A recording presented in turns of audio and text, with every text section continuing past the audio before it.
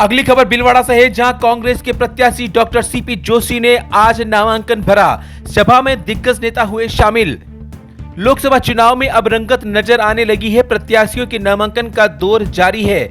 आज इसी कड़ी में कांग्रेस के प्रत्याशी डॉक्टर सीपी जोशी ने कांग्रेस महासचिव धीरज गुर्जर, पूर्व मंत्री रामलाल जाट, बूंदी विधायक अशोक चांदना सहित पार्टी के बड़े पदाधिकारियों व वरिष्ठ नेताओं के साथ जिला निर्वाचन अधिकारी के सम्मुख अपना नामांकन प्रस्तुत किया।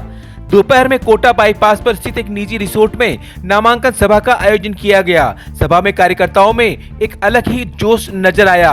सभा के दौरान मंच पर पूर्व मुख्यमंत्री अशोक गहलोत, कांग्रेस प्रदेश अध्यक्ष गोविंद सिंह डोटासरा, नेता प्रतिपक्ष टीकाराम जूली, जिला अध्यक्ष अक्षय त्रिपाठी सहित पार्टी के कई बड़े दिग्गज नेता मौजूद रहे। मंच से नेता प्रतिपक्ष टीकाराम जूली ने प्रदेश की भाजपा सरकार की नीतियों व केंद्र में मोदी सरकार की जमकर आलोचना की। 200 आ जाए जब बड़ी बात है भाई, ये ध्यान कर लेना। अब वो पहले वाली बात नहीं है। पिछली बार अच्छे दिन लाने का वादा करके ये लोग सत्ता के अंदर आ गए। दूसरी बार 1 साल पहले लोग कहने लग गए थे कि मोदी जो है ना कुछ बड़ा काम करेगा, या तो पाकिस्तान से लड़ाई करेगा या किसी को मरवाएगा। और यही हुआ।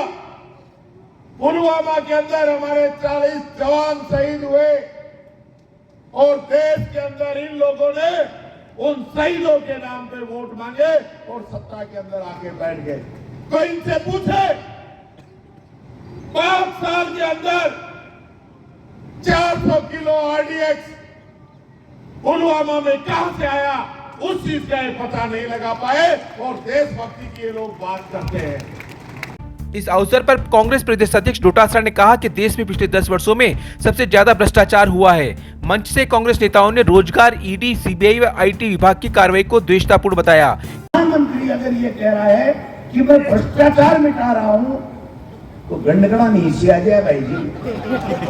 नींद खाने में गंडगड़ा नीचे आ जाए कि यार इलेक्ट्रोल बॉन्ड से 8,500 रुपया को घोटालो कर लियो और वो देश को प्रधानमंत्री आके कि मैं भ्रष्टाचार समाप्त करूं और भ्रष्टाचार मिटावा को काम करूं। अगर देश में सबसे ज्यादा अगर भ्रष्टाचार हुए तो 10 साल के मायने मोदी जी के शासन के मायने भ्रष्टाचार हुआ को काम हुआ। इस अवसर पर पूर्व मुख्यमंत्री अशोक गहलोत ने मीडिया पर भी सवालिया निशान खड़ा किया और कहा कि राष्ट्रीय मीडिया वाले दबाव में हैं। पहले केंद्र में कांग्रेस की सरकार थी तो मीडिया सब दिखाता था। आजकल का मीडिया गोदी मीडिया है। अगर लोकतंत्र खत्म हो गया तो इतिहास मीडिया वालों को कभी माफ नहीं करेगा।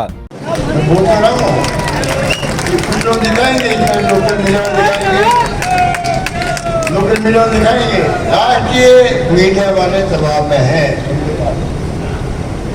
सोशल मीडिया बहुत बड़ा काम कर रहा है।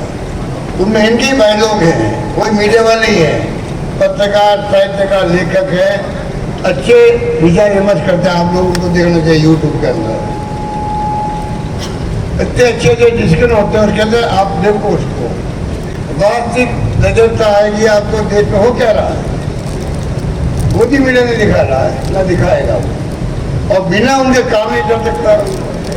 कांग्रेस का शासन था, यदि मीडिया दिखाता, दिल्ली वाला लिखते अखबार वाले, उनकी बहुत बड़ी वैल्यू अखबार वाले लिखने वालों की। गाँव में कहते छपा हुआ है, छपा हुआ मतलब ये तो सही हो गई होगा, चाहे वो कितने गलत हो। तो ये मीडिया के बगैर इश्यू नहीं बनता है। इश्यू नहीं बनता तो जनता भ्रमित रहती है और कभी लोकतंत्र खत्म हो गया तो इतिहास इन मीडिया वालों में माफ नहीं करेगा। ये मैं कहना चाहता हूँ। इस चुनावी नामांकन सभा में जिले भर से कांग्रेस के पदाधिकारी व सहित पार्टी के सैकड़ों कार्यकर्ता मौजूद रहे। देखिए भीलवाड़ा से नवभारत समाचार संवाददाता लोकेश तिवारी की विशेष रिपोर्ट। भीलवाड़ा के मतदाताओं ने मुझे इस क्षेत्र का सांसद बनाने का अवसर दिया। जब मैं चुनाव लड़ने आया था तब मैंने उस समय कहा था कि भीलवाड़ा के पीने की पानी की समस्या निदान नहीं कर पाऊंगा तो मैं चुनाव लड़ने नहीं आऊँगा। भीलवाड़ा के मतदाताओं के आशीर्वाद से, मेरे पार्टी के नेतृत्व के आशीर्वाद से मुझे भारत सरकार में मंत्री बनने का अवसर मिला और इस समस्या का निदान करने का मैंने प्रयत्न किया। 5 साल के टेन्योर में जितनी वित्तीय स्वीकृति करे काम प्रारंभ किया, लेकिन पानी घरों में नहीं पहुंचा था। इसलिए मैं दोबारा चुनाव लड़ने के लिए वहाँ पर नहीं आया। आज मेरी पार्टी के नेतृत्व ने फैसला किया आपको भीलवाड़ा से चुनाव लड़ना और मेरे कार्यकर्ताओं के सबके मन में ये थी कि आप यहाँ पर आइए, चुनाव लड़िए। कांग्रेस के पार्टी के कार्यकर्ता उम्मीदवार के रूप में हम सब की इच्छा है कि आप भीलवाड़ा वाले चुनाव लड़ें। और इसीलिए मैंने यहाँ पर आकर निर्णय लिया कि जब मेरा पहले वाला वादा था कि जब मैं पीने की पानी की व्यवस्था कर दूंगा तब चुनाव लड़ूंगा, ये अवसर मिला और इस अवसर के कारण मैं उम्मीदवार के रूप में यहाँ पर चुनाव लड़ने से बड़े। भीलवाड़ा एक पोटेंशियल इलाका है जहाँ पर सरकारी नौकरी के अलावा भी यदि सरकार ठीक ढंग से यहाँ के पोटेंशियल को हार्नेस करे तो एम्प्लॉयबिलिटी के चांस बनते हैं। आप नई पीढ़ी के लोगों को ये मालूम है, देश आज़ाद होने के बाद इस देश में सोमनाथ के मंदिर का निर्माण किसने करवाया? कौन देश पार्टी के नेतृत्व करने वाले थे?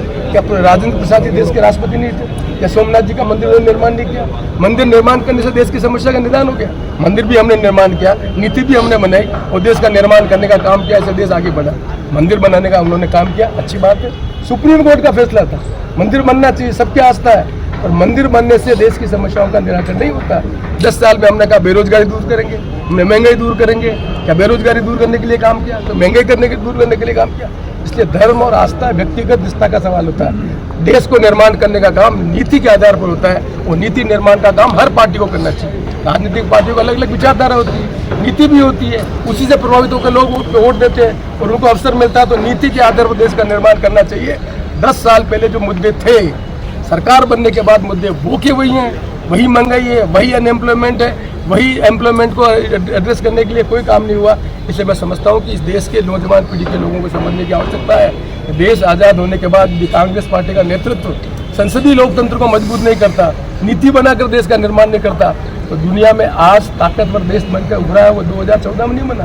1947 से लगाकर 2014 तक कांग्रेस पार्टी के नेतृत्व ने नीतियाँ बनाकर जो काम किया, तब हम दुनिया में आज ताकतवर देश बनकर उभरे हैं। इसलिए मैं समझता हूँ कि इस संदर्भ में समस्याओं के बारे में जनता को जागरूक करना बहुत जरूरी है।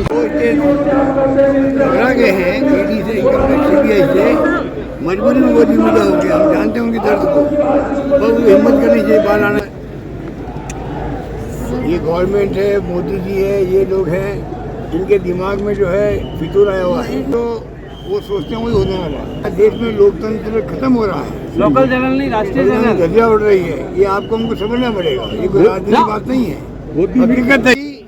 जनता बाद में पश्चाताप करे, कुछ नहीं होगा।